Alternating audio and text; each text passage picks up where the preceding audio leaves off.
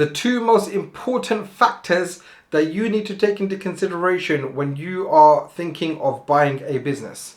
So in this video, I'll be talking about two of the most important factors that you need to take into consideration, especially if you're a business owner at the moment and you want to grow via acquisition. What you need to be taking into consideration, what factors do you need to be thinking about?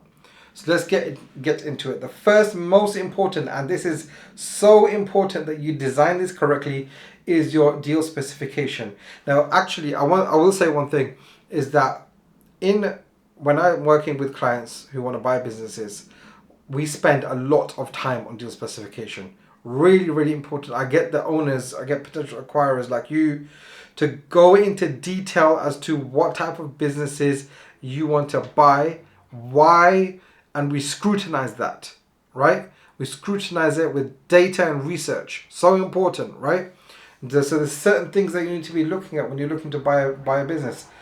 Some of the key things are like revenue size, how long it's been in business, how many employees does it have, how much profit does it generate. All of these things, they're so important. But depending on what your goals are, if you're a business owner, for example, and you want to grow via acquisition, then you need to choose your businesses carefully.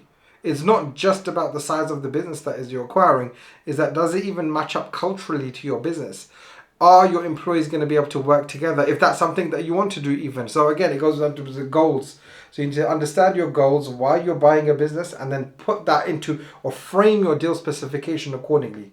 So the deal specification is super important, especially if you're doing strategic acquisitions. Strategic acquisitions is buying a business to grow your current business.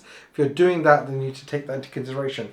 Even if you're buying a business as an investment, right? So an alternative investment, you need to ensure that you're doing a great value acquisition, right? You're not into strategic acquisitions anymore, you're into value acquisitions.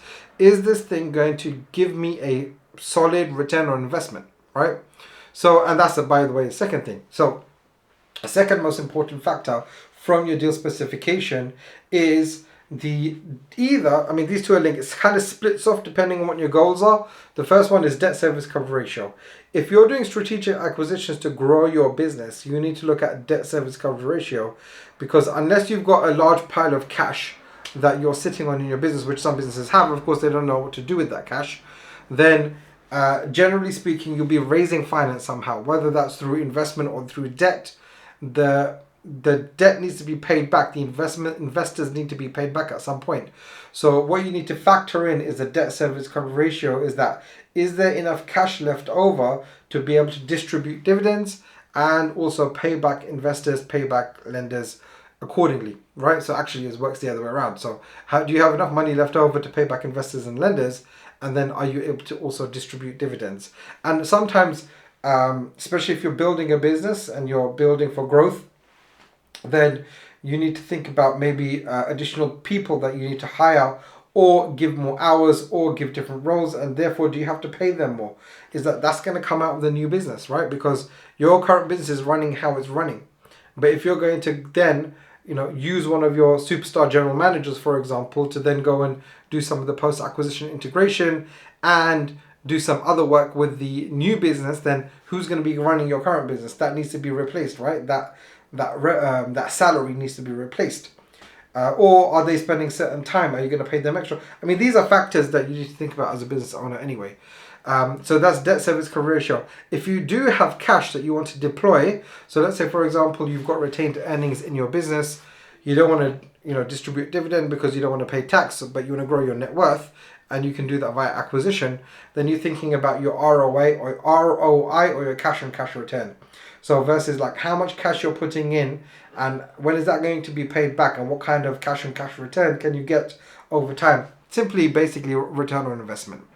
So if you buy this business and a simple way to understand it, if you're buying for 3 times multiple and you're paying cash for that business, obviously not that I advise that at all, but let's just say for argument's sake for this video, for an example, let's say you buy for 3 times multiple, then after 3 years, that's when you're going to get your return on investment. That's when you're going to start generating cash on your cash that you've invested.